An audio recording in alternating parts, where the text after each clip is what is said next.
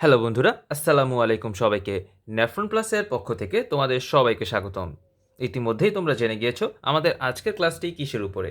Thumbnail দেখেই তোমরা হয়তো বুঝতে পেরেছো আমাদের আজকের ক্লাসটি তোমাদের লেটেস্ট শিক্ষাবর্ষ অর্থাৎ 2020-21 শিক্ষাবর্ষের এফবিএস ইউনিটের কোয়েশ্চেন নিয়ে।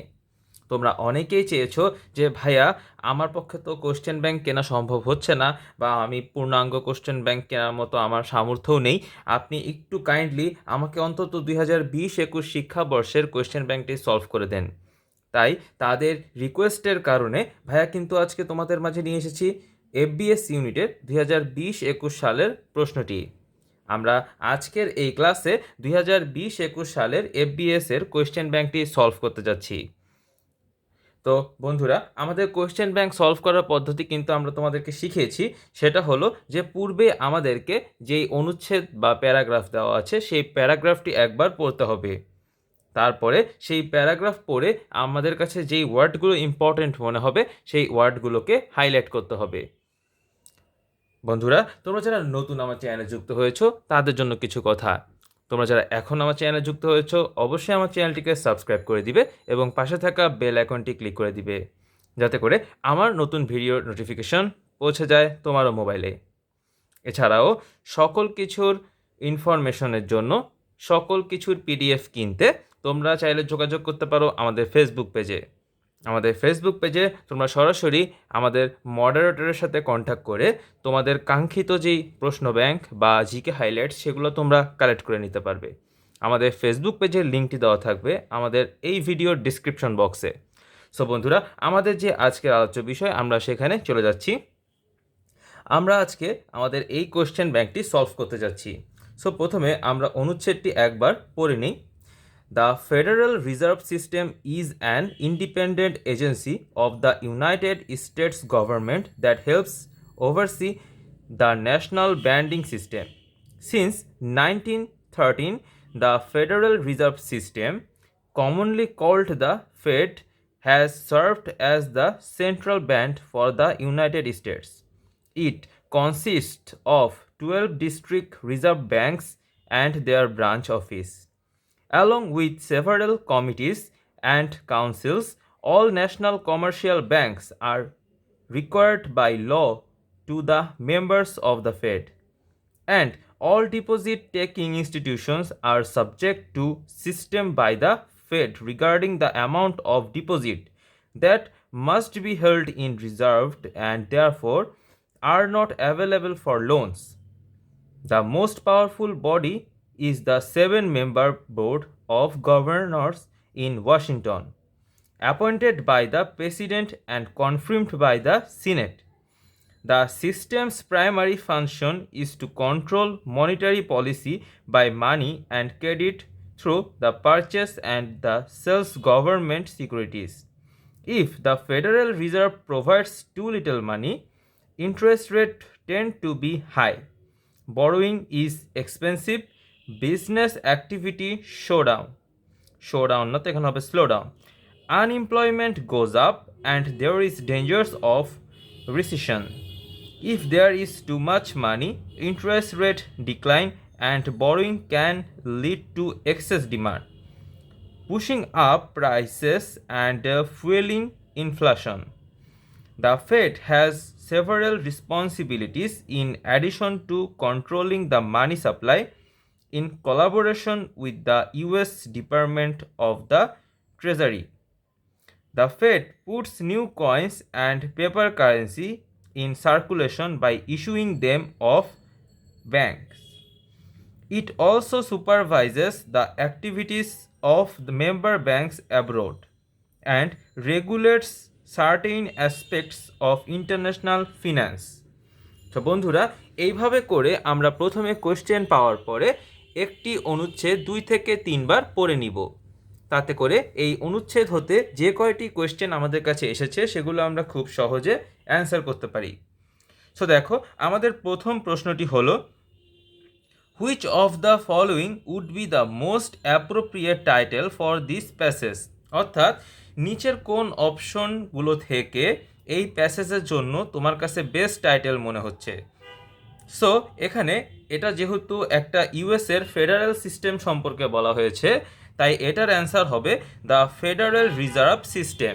So our answer will be B. Our answer will be B. তারপর আমরা দেখতে পাচ্ছি আমাদের সেকেন্ড প্রশ্ন, what happens when the Federal Reserve provides too little money. So এখানে হবে যে ইন্টারেস্ট রেট বেড়ে যায়, অর্থাৎ interest rate grow up. 3. The word them refers to, অর্থাৎ প্যাসেজে দেম দিয়ে কাদেরকে রেফার করা হয়েছে বা কাদেরকে বোঝানো হয়েছে? কয়েন এবং পেপার কারেন্সিকে। 4. According to the information in this passage what causes inflation. Inflation মানে হলো মুদ্রাস্ফীতি। তো আমাদের এই প্যাসেজ থেকে পড়ে আমরা কি বুঝলাম যে ইনফ্লামেশন মানে কি, সেটা এখানে জানতে চাওয়া হয়েছে। ইনফ্লামেশন মানে হলো too much money in the economy, অর্থাৎ একটা অর্থনীতিতে অনেক বেশি টাকা থাকাকে ইনফ্লেশন বলে। অর্থাৎ এই ক্ষেত্রে ইনফ্লেশনের ক্ষেত্রে যেটা হয়, টাকা বেশি ঠিকই থাকে কিন্তু টাকার মান কমে যায়। 5. Which professor would probably give this lecture? Economics. So বন্ধুরা, তোমাদের জন্য আরও একটি নোটিশ, সেটা হলো যে তোমরা যারা আমাদের পূর্ণাঙ্গ কোয়েশ্চেন ব্যাংকটি কিনতে চাও, অর্থাৎ 2015 সাল থেকে 2021 সাল পর্যন্ত টোটাল যতগুলো কোয়েশ্চেন অ্যাভেলেবেল আছে, তোমরা যদি কিনতে চাও তোমরা কিন্তু চাইলে আমাদের থেকে কিনতে পারো। আমরা তোমাদের অনেক অনুরোধে অনেক সুলভ মূল্যে তোমাদের কাছে সেই কোয়েশ্চেন ব্যাংকগুলো পৌঁছে দিচ্ছি। আমাদের সকল কোয়েশ্চেন ব্যাংকের মূল্য ধরা হয়েছে মাত্র 49 টাকা। তোমাদের অনেক বন্ধুরাই কোয়েশ্চেন ব্যাংকটি কালেক্ট করেছে, তাদের জন্য কিন্তু প্রস্তুতি নেওয়া অনেক বেশি সুবিধা হয়ে গিয়েছে। তারা কিন্তু ইতিমধ্যে বুঝে ফেলেছে যে বিউপির কোয়েশ্চেন প্যাটার্ন কেমন। তাই বিউপির কোয়েশ্চেন প্যাটার্নকে বুঝতে হলে তোমাকে অবশ্যই কোয়েশ্চেন ব্যাংক ফলো করতে হবে, এবং সেই কোয়েশ্চেন ব্যাংক ফলো করতে হলে তোমাদেরকে আমাদের সাথে কন্ট্যাক্ট করতে হবে। তোমরা যদি চাও তাহলে অবশ্যই আমাদের ফেসবুক পেজে নক দিয়ে কিন্তু তোমরা সেই কোয়েশ্চেন ব্যাংকগুলো কালেক্ট করে নিতে পারো। 6. What is the synonyms of abate? অ্যাবেটের সিনোনিম হলো রিডিউস। অ্যাবেট মানে হলো হ্রাস পাওয়া, আর রিডিউস মানেও হলো হ্রাস পাওয়া মানে কমা। 7. What is the antonym of adept? এটা কিন্তু ছিল অ্যাবেট, এটা হলো অ্যাডেপ্ট। অ্যাডেপ্টের অ্যান্টোনিম বা বিপরীত শব্দ হলো inept. Question number 8. Which one is not a greenhouse gas? অর্থাৎ নিচের কোনটা গ্রিন হাউস গ্যাস নয়? এখানে অ্যান্সার হবে ozone. 9. The antonym of amicable is? অ্যামিকেবলের অ্যান্টোনিম কি? অ্যামিকেবলের অ্যান্টোনিম হলো unfriendly. 10. Humiliate means? Humiliate means হলো inept. 11. We do not learn dash mistakes. We do not learn from mistake.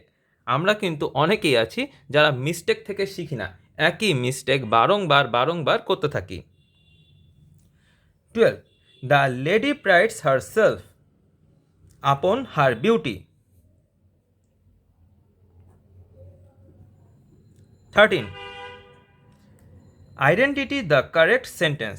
Identify the correct sentence. এখানে তোমার কাছে 4টা সেন্টেন্স দেওয়া আছে, 4টা সেন্টেন্সের মধ্যে 3টা সেন্টেন্স ভুল, এখান থেকে একটা সেন্টেন্স কারেক্ট। তোমরা গ্রামাটিক্যালি এখানে ইরর কোনটাতে আছে তোমরা সেগুলোকে এলিমেন্ট করে, অর্থাৎ সেগুলোকে বাদ দিয়ে এলিমিনেট করে তোমরা কিন্তু এখানে সঠিক উত্তরটি খুঁজে বের করতে পারো।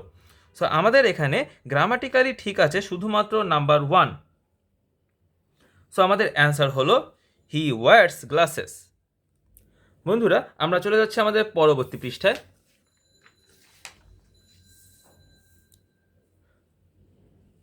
আমাদের সামনে এখন আছে আমাদের 14 number question, which one of the following is correct. এখানেও তোমার কাছে 4টা অপশন দেওয়া আছে, 4টা অপশনের মধ্যে 3টা সেন্টেন্সই এখানে ভুল আছে। আমরা যারা সাবজেক্ট ভার্ব এগ্রিমেন্ট পড়েছি, রাইট ইউজ অফ ভার্ব পড়েছি, তো সেখানে যে গ্রামাটিক্যাল রুলসগুলো আছে সেই রুলস অনুযায়ী এখানে 3টা কোয়েশ্চেন তোমার ভুল আছে, অর্থাৎ 3টা ভুল আছে, এখানে একটা অপশন ঠিক আছে। So our answer will B the poor are born to suffer. 15 which sentence is correct. So আবারও তোমরা কিন্তু তোমাদের যে গ্রামাটিক্যাল রুল সেগুলো দিয়ে তোমরা যাচাই করে দেখবা এখানে ভুল অপশনগুলো কোনটা। ভুল অপশনগুলো খুঁজে বের করে সেগুলোকে এলিমিনেট করলেই কিন্তু তোমরা তোমাদের রাইট অপশন পেয়ে যাবা। সো সবসময় কারেক্ট সেন্টেন্স খোঁজার ওয়ে হলো যে 3টা ভুল সেন্টেন্সকে বের করা। ওকে, সো আমাদের এই 15 নাম্বারে কারেক্ট সেন্টেন্স হবে হোয়াট অ্যান অ্যাওফুল ওয়েদার। তারপর আমরা দেখতে পাচ্ছি আমাদের 16 নাম্বার question, choose the correct sentence. So our answer will be I met 2 women here. 17 the antonym of dismay is joy. Credulous এর সাথে আছে হলো তোমার স্কেপটিক্যাল। তো জিনিসটা হলো এটা কি, এটা হলো একটি অ্যানালজি। ক্রিডুলাসের সাথে স্কেপটিক্যালের সম্পর্ক, তাহলে এখানে তোমার সেম টাইপের আরেকটা অ্যানালজি খুঁজে বের করতে হবে। তোমরা কারা কারা অ্যানালজির উপরে ক্লাস চাও তারা অবশ্যই আমাকে কমেন্ট সেকশনে জানাবে। আমি যদি অনেক বেশি সাড়া পাই তবে আমি অ্যানালজির উপরে একটি ক্লাস নিব। সো এখানে আমাদের রাইট অ্যান্সার হলো placate is to irritate, credulous is to sceptical, so placate is to irritate. 19 author is to copyright, তাহলে novel is to reward. 20 discharged is to soldier, তাহলে গ্র্যাজুয়েট ইজ টু স্টুডেন্ট। অর্থাৎ সোলজারকে কিন্তু discharge বা fire করা হয়ে যায়, স্টুডেন্টকে গ্র্যাজুয়েট করা হয়ে যায়। অর্থাৎ এখানে তোমাকে অ্যানালজি খুঁজে বের করতে হবে। অ্যানালজির বাংলা হলো মিল। সো কোনটার সাথে কোনটার মিল রয়েছে তোমাকে এটা খুঁজে বের করতে হবে। তোমরা যারা যারা অ্যানালজি জানো তারা তো ভালো, আর যদি না জানো তোমরা কিন্তু চাইলে আমাদের সাথে যোগাযোগ করতে পারো। 21 what's the synonym of sagacious. স্যাগাসাসের সিনোনিম হলো জুডিশাস। তোমরা আজকে কি করবা, এই ওয়ার্ডগুলো তোমাদের খাতায় উঠাবা এবং খাতায় উঠায় তোমরা সার্চ দিয়ে এই ওয়ার্ডগুলোর মিনিং জেনে নিবা, যাতে করে বিউপিতে যেহেতু কোয়েশ্চেন রিপিট হয়, সো কোয়েশ্চেন ব্যাংক সলভ করা তোমাদের জন্য বাধ্যতামূলক। সো কোয়েশ্চেন ব্যাংক সলভ করতে যায় যে ওয়ার্ডগুলো তুমি বুঝতে পারবা না সেই ওয়ার্ডগুলো তৎক্ষণাৎ শিখে নিবা। আর আমাদের কাছে কিন্তু অলরেডি বিউপির এভরি ইয়ার কোয়েশ্চেন, অর্থাৎ যখন থেকে বিউপির কোয়েশ্চেনগুলো কালেক্ট করা শুরু হয় 2015 সাল, 2015 সাল থেকে 2021 সাল পর্যন্ত সকল বছরের প্রশ্ন রয়েছে। তোমরা চাইলে আজকে আমাদের কাছ থেকে কোয়েশ্চেন ব্যাংকগুলো কালেক্ট করে নিতে পারো। আমাদের কাছে FBS, FASS, FSSS 3টি ইউনিটেরই কোয়েশ্চেন ব্যাংক রয়েছে, তাই কেন আর দেরি। সো এখনই অর্ডার করে ফেলো আমাদের ফেসবুক পেজে। তোমরা চাইলে আমাদের ফেসবুক পেজের লিঙ্কটি কিন্তু পেয়ে যেতে পারো আমাদের ইউটিউবের ভিডিও ডেসক্রিপশন বক্সে। সো বন্ধুরা, hurry up. 22 the synonym of assiduity is steadfastness. The synonym of assiduity is steadfastness. What is the,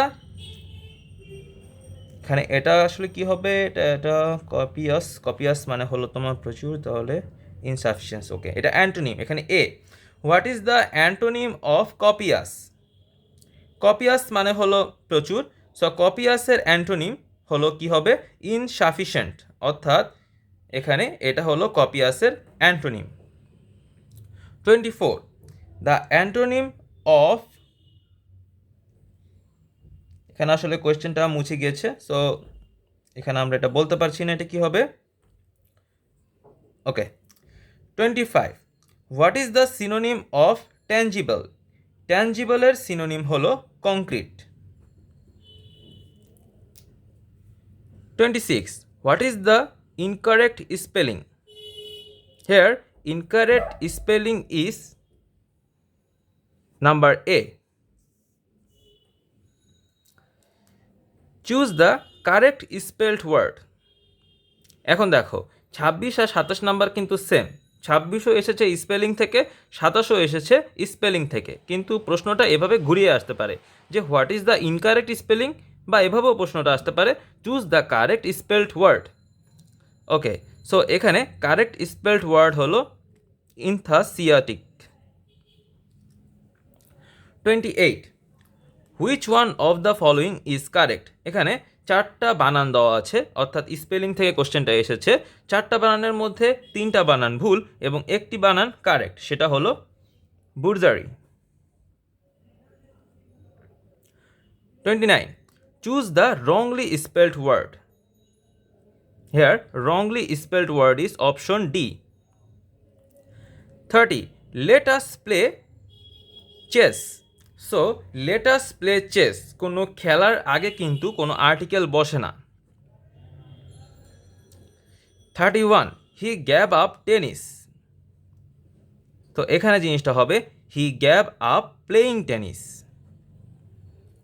32, change the voice of we ought to have save our environment. Change the voice we ought to have save our environment. Here the voice changes our environment ought to have been saved.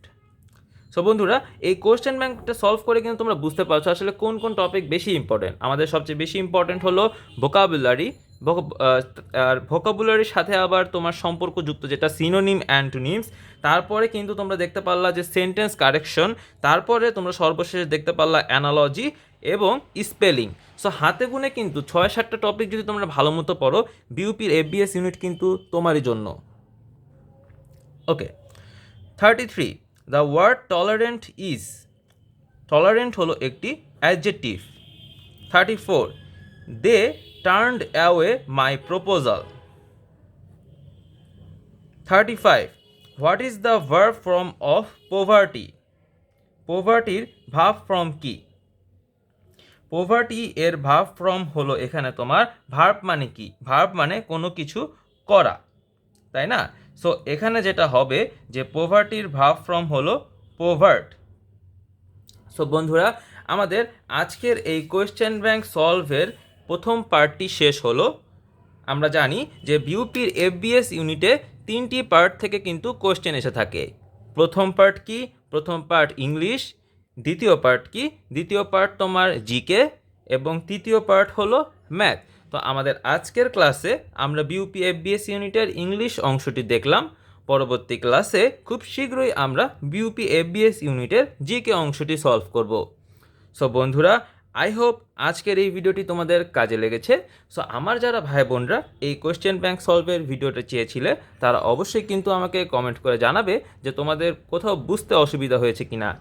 এবং finally যারা আমাদের question ব্যাংকটি collect করতে চাও, তারা কিন্তু চাইলে অবশ্যই আমাদের ফেসবুক পেজে যোগাযোগ করতে পারো। এখানে হেজিটেটের কিছু নেই, সেখানে অনেক অনেক মডারেটর আছে, তারা তোমাকে as early as possible question ব্যাংকটি প্রোভাইড করে দিবে। তো বন্ধুরা, ভালো থেকো তোমরা সবাই। ধন্যবাদ সবাইকে।